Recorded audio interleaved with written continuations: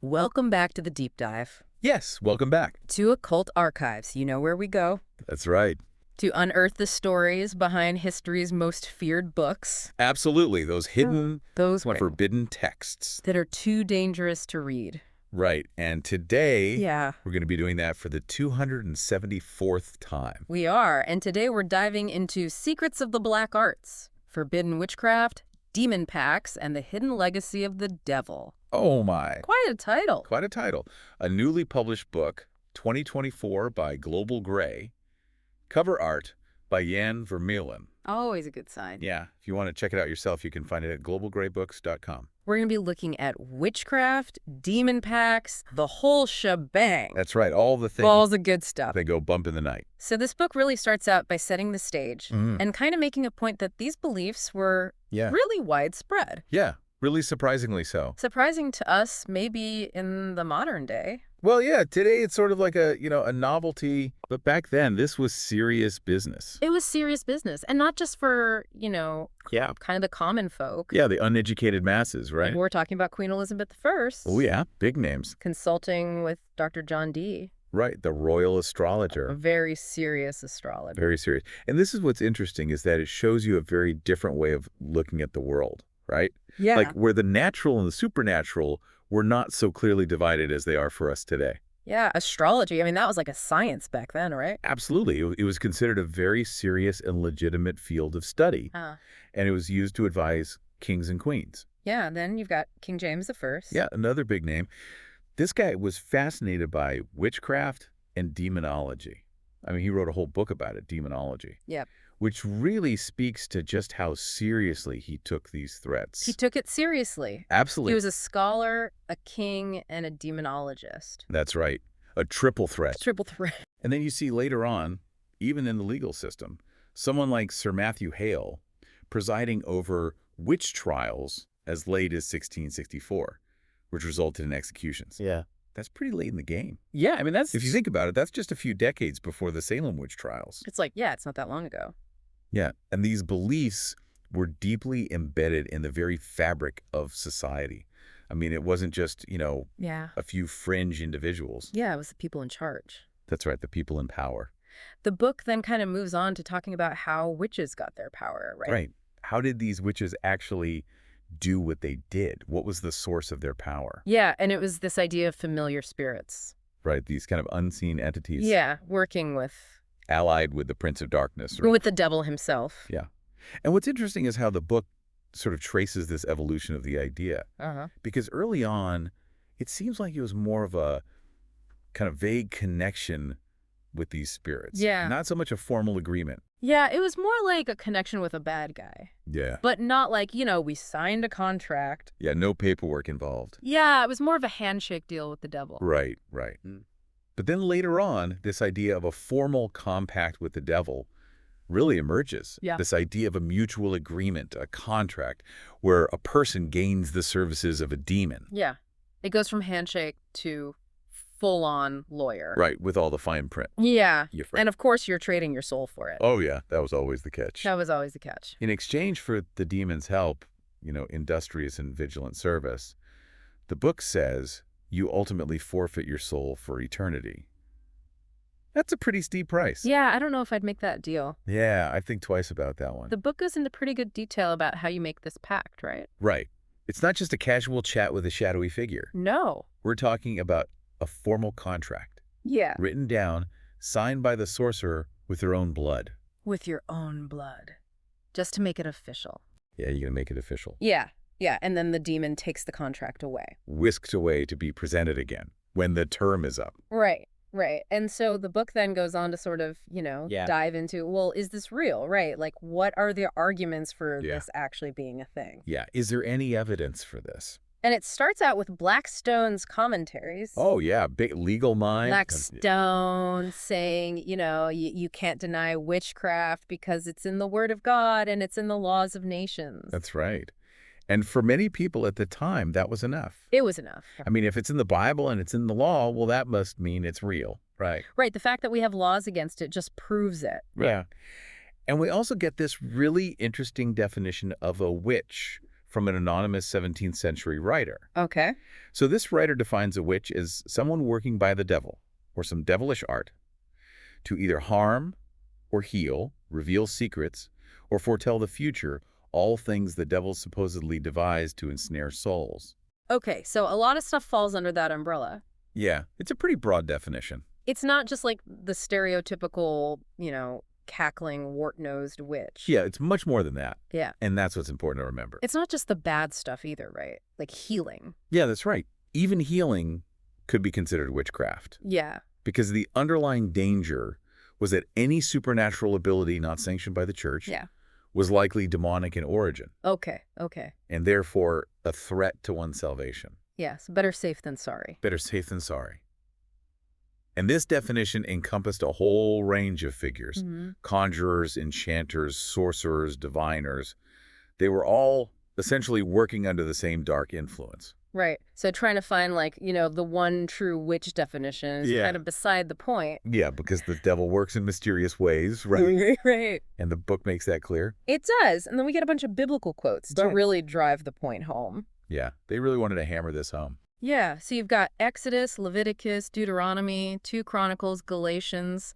The whole gang's here. They're all here. They all agree. Don't do witchcraft. That's right. Don't mess with the dark arts. Don't mess with it. But then it gets a little bit interesting because the book kind of takes a step back and says, well, despite all of this, a lot of ancient cultures had magic. Right, yeah, it wasn't just a Christian phenomenon. Like they name drop some names: Asclepiades, Julianus, Apuleius, Marcellus, Alexander Trarallion. Those are some serious names. Yeah.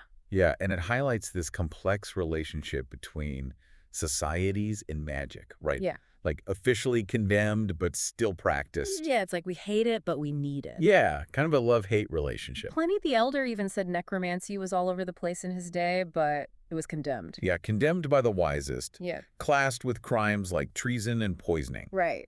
So it's always been this kind of, back and forth. Yeah, push and pull. Push and pull. And the book really emphasizes this point, that belief in witchcraft and necromancy, it just kept popping up. Yeah, no matter how hard you try to stamp it out. That's right. It's like the whack-a-mole of beliefs. Exactly. Like you get rid of one form. Another one pops up. It just pops up somewhere else. Yeah. It goes all the way back to ancient Egypt. Yeah, to the time of Moses. To the time of Moses. And then it pulls in a quote from a sermon by Canon Melville. Okay. And he was talking about the Ephesians and their magical arts. Right. And he makes a point that it's hard to just dismiss all of these stories as just trickery. Yeah. Yeah, you can't just write it all off as, sleight of hand. Yeah. I mean, maybe there was some contact. Right. Maybe there was something more going on. With something else. To the invisible world. Yeah, something invisible. Yeah. And that's a really intriguing idea. It is. And then from there, the book really kind of goes into a dark place. Yeah. With Matthew Hopkins. Oh, yeah, the Witch-Finder General. Witch-Finder General. No, not a good guy. Not a good guy. 1645. 1645, England. England, specifically Manningtree. Manningtree. And the case of Elizabeth Clark. Right. This is where it all starts to go downhill. So Matthew Hopkins, he had his methods, right? Oh, yeah, he had his techniques. He would keep people up for days. Sleep deprivation. That was his go-to. Just wouldn't let them sleep. And you can imagine what that would do to someone. Oh, yeah. I mean, after a couple of days, I'm seeing things. You start seeing things, you start hearing things. You're more likely to confess to anything just to get some sleep. Exactly. And, of course, he was obsessed with finding their familiars. Yeah. These little imps that they supposedly kept. And Elizabeth Clark, well, she confessed. Oh, yeah, she confessed. To surrendering to the devil. Who appeared as a proper gentleman with a laced band, no less. Yeah, I mean, that's how they get you. That's how they get you. It's the laced band. That's the devil's calling card. And then, sure enough, a little white dog with sandy spots appears. Oh, yeah, right on cue. And disappears. And that's her imp, Janiara. Then we've got a greyhound, Vinegar Tom. Vinegar Tom, what a name. And a polecat. A polecat. And Hopkins gets in on the act. Right. He's not just observing anymore. Yeah, he's like, my greyhound was attacked by a white kitten-like imp. And he saw this big black cat-like thing in his yard. Like, come on, dude. I mean, it's like he was trying to one-up his own victims. Right. Yeah, it's like, oh, you've got a greyhound. Well, I've got a black cat. Yeah, and it just shows you the level of fear and paranoia surrounding these beliefs, right? Yeah. Where even everyday animals could be seen as demonic. Yeah, like, well, there's a cat. Must be a witch's familiar. Yeah, got to be careful. But he doesn't stop there. No, he's just getting started. He's got John Stern to back him up. Right, another gentleman, of course. Another gentleman? And he confirms Hopkins' story. Yeah, and even adds a third imp to the mix. Sack and Sugar. Sack and Sugar. What a name. Another great name. Yeah, they were really good at naming these imps. Yeah, and they used these same tactics on Rebecca West. Yeah, another victim. Another victim. She confesses too. It says Satan himself came to her at night, wanted to be her husband. I mean, you're sleep deprived, they're accusing you. Well, you're going to say anything. You're going to say anything. And the book makes a point that these confessions were almost certainly forced. Yeah, I mean, they were tortured, basically. Yeah. Sleep deprived, threatened, who knows what else. Who knows? And they admitted to all sorts of crazy stuff. Yeah, like, oh, I killed that guy. I soured the milk. I made the crops fail. Yeah. It's like a laundry list of everyday misfortunes. Right. But it was enough to get you convicted. And the names of the imps just get weirder. Yeah, they get even more creative. So you've got Rebecca Jones, who meets a ragged man with big eyes. A classic. Who gives her 3 tailless, mole-like creatures. And she feeds them with milk. Milk. Another woman has a white dog called Elemancer, also a fan of milk. A milk-drinking imp. Another one has Prickier, Jack, and Frog. It's like a bizarre children's book. It really is. But with a much darker ending. Yeah, yeah. And then we get the story of a countryman who encounters rabbit-like imps. Oh, yeah, this is a good one. Near Ann West's house. He tries to kill one, but it turns into wool in his hands. Turns into wool. And then vanishes when he tries to drown it. It's like, okay, sure, wool vanishing imp. And then he confronts Ann West, like, why are you sending your imps to torment me? Like, this is where Hopkins kind of comes in, right? Yeah, he sees an opportunity here. He's like, I can make a career out of this. Right, he's like, people are scared, they're willing to pay. I'm the guy who could get rid of these witches. So he starts traveling around with John Stern and a woman who can find witch marks. Right, a whole witch-finding crew. Yeah, and they're making a lot of money. Oh, yeah, they're raking it in. Yeah. August 1645, Bury St. Edmunds. Bury St. Edmunds. 18 witches executed in one day. One day. And over 120 waiting for trial. It's a mass execution. Until the king's troops show up and are like, hey, what's going on here? Party's over. Yeah. And the imps here are snakes, wasps, hornets, snails. Yeah, they're branching out. They're branching out. And the crimes are ridiculous. Like I bewitched the beer. Yeah, the beer's gone bad. It must be a witch. Must be a witch. But then we get to Reverend Lowes. Oh, yeah, the poor vicar of Brandeston. Accused of being a common imbanitator. And a witch, of course. Of course. And they had been accusing him for like 30 years. Yeah, it's like, okay. They just had it out for this guy. And this is where you kind of see, like, even the clergy weren't safe. Yeah, anyone could be accused. And according to Stern, Reverend Lowes confessed to a pact with the devil. Signed in blood. Sealed in blood. And he said his familiars caused a lot of harm. By sea and land. Yeah, even sank a ship off the coast of Suffolk. 14 widows in an hour. 14 widows in an hour. That's a lot of widows. That's a lot of widows. And he didn't even feel bad about it. No, he was joyful. He was like, yeah, my imps are powerful. Yeah, I'm a powerful witch. And that's the kind of confession that really solidifies the image of the evil witch. Yeah, right. It's like, oh, see, they're not human. They're monsters. They're monsters. So Reverend Lowes was hanged in 1645. Another victim of this badness. And then the book kind of changes gears a little bit and talks about apparitions of a living man. Okay. And providential forebodings. So we're moving away from witchcraft a bit. Yeah, it's kind of a side trip into other supernatural beliefs. Okay, I'm intrigued. So it starts by suggesting that apparitions of the living are often just dreams. Yeah, your mind playing tricks on you. Yeah. And it mentions 3 examples, but unfortunately our source material doesn't give us the details. Oh, that's a shame. I know. We'll have to dig a little deeper on that one. But then it goes on to remarkable fulfillment of a prediction. Okay, so more premonitions and stuff. Yeah, and there are 2 really interesting stories from Germany. Okay, I'm listening. The first one is about a gravedigger in Florenburg, Westphalia. Oh, grave digger. Yeah, and he had this reputation for second sight. So he could see the future. He could see the future, specifically funerals. Oh, that's a creepy gift. Yeah, and his predictions really freaked people out. I bet. And the local clergyman tried to get him to stop. Like, dude, you're scaring everyone.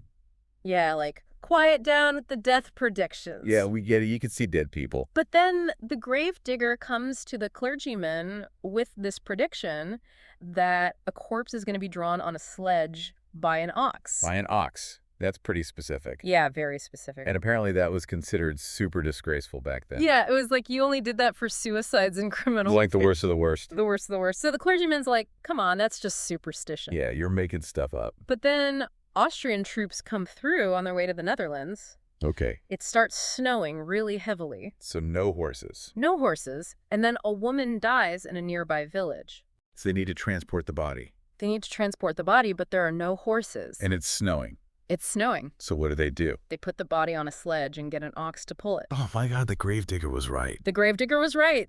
The clergyman sees it happening and the gravedigger just points at it. Like, I told you so. I told you so. Without saying a word. Yeah. That's pretty creepy. Pretty creepy. And the author emphasizes that the clergyman was a very honest guy.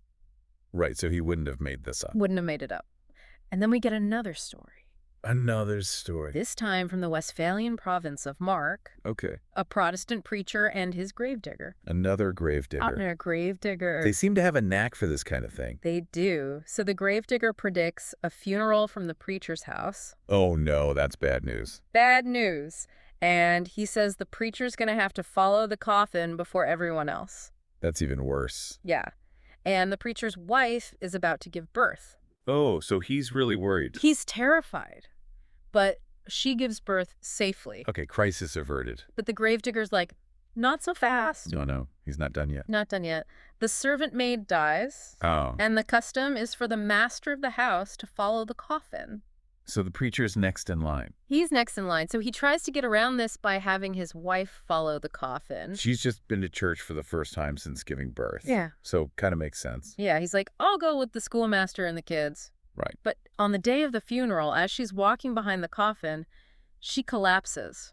She gets sick. She gets sick, and the preacher is so freaked out. Yeah, he's like, this is too much. He takes his place behind the coffin. Just like the gravedigger predicted. Just like the gravedigger predicted. Wow. And again, the author says these stories are from his father and uncle. So very reliable sources. Very reliable sources. Yeah, these stories are pretty wild. They are. But they really give you a sense of how widespread this belief in premonitions and second sight was. Yeah. I mean, were they really seeing the future? Who knows? Maybe it was just coincidence. Yeah, maybe. Or maybe they were just really good at reading people. Yeah, or maybe they were just putting ideas in people's heads. Yeah, that's possible too. And then the book kind of shifts gears again and talks about seeing with the eyes closed. Okay, what's this about? So this is a case of somnambulism. Sleepwalking. Sleepwalking from the American Journal of Medical Science. So a medical case. A medical case. Contributed by Dr. Belden. Okay. So he describes this woman who, while sleepwalking, could do all sorts of things with her eyes closed. Like what?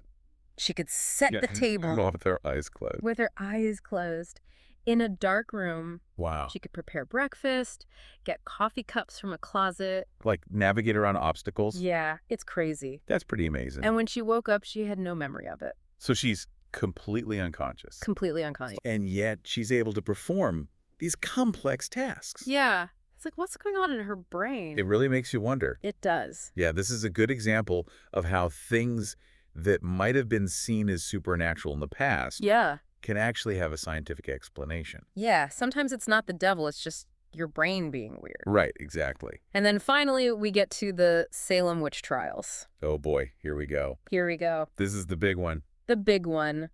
The correct account of the Salem witches, Massachusetts, U.S. So they're setting the record straight. Setting the record straight. Okay. It starts out by talking about the Cottonian Law of 1645. Against witchcraft. Against witchcraft. So there was already a law in the book. There was already a law, and the book makes a point that just having that law is almost like a summons to the devil. Like you're acknowledging the existence of witchcraft Yeah. and maybe even inviting it in. Yeah, it's like you're saying, hey, devil, come on down. Yeah, not the best idea. Not the best idea. And before we get to Salem, the book runs through some earlier cases. Okay. So there's the odd behavior in the family of Reverend Mr. Moxham in Springfield. An old woman confesses. To witchcraft. To witchcraft. Of course. And then there's the case of Mrs. Margaret Jones of Charlestown in 1648. where she's executed. And then her husband gets on a ship, and the ship starts rocking violently. Oh, no. And everyone's like, it's the witch! She's rocking the boat from beyond the grave! So they arrest the husband. They arrest the husband. He's eventually released, but it just shows you how easily people jump to conclusions. Yeah, any misfortune could be blamed on a witch. Exactly. And then there's the Widow Hibbins in Boston. The Widow Hibbins, 1656. 1656. What happened to her? She's hanged. Hanged. What for? For witchcraft, of course. But her husband was a respected merchant and assistant governor? Yeah, but the book suggests that she was kind of haughty and lost all her husband's money. So she was an easy target. Easy target. Not well liked. Not well liked. And it shows you that even being connected to the elite didn't necessarily protect you. Yeah. Anyone could be accused. And then we get to 1662 in Hartford, Connecticut. Okay. Mrs. Greensmith and Anne Cole. What happened there? Anne Cole was a ventriloquist. Oh, this is not going to be good. She used her ventriloquism to make it seem like Mrs. Greensmith was talking to the devil. Oh my God, that's messed up. Yeah, and Mrs. Greensmith ends up getting executed. Because of a ventriloquist act. Because of a ventriloquist act. Yeah, it's just cruel. It really is. It shows you how easily someone could be framed. Yeah, and how dangerous these accusations could be. Yeah. And then we hear about Elizabeth Knapp in 1671. What happened to Elizabeth? She starts acting really strangely. Like how? Weeping, laughing, yelling for money. That's pretty erratic. Yeah, and people start accusing the minister and his wife of bewitching her. So the blame game starts. Yeah. Then there are poltergeist-like events in Newbury in 1679. Poltergeist? Yeah, stones flying around, furniture moving on its own. Sounds spooky. Spooky. But it all stops when the family prays. Okay, so maybe not poltergeists. Maybe not. And the book notes that these kinds of events were sometimes recorded as witchcraft. So it's all starting to blend together. It is. And then there's Mary Johnson in Hartford. What about Mary? Young girl, executed for familiarity with the devil. Oh, no, not another one. Based on her own confessions. Which were documented by Cotton Mather. Oh, Cotton Mather. He's going to come up again, isn't he? He is. Yeah, he was a big player in all of this. He was. So Mary Johnson confesses to all sorts of things. Murdering a child, having relations with men and devils. It's just heartbreaking. It is. It shows you how vulnerable people, especially young girls, were to leading questions and pressure. Yeah, they were easily manipulated. Then there's the Godwin witch case in Boston. Okay. This involves an Irish woman named Glover.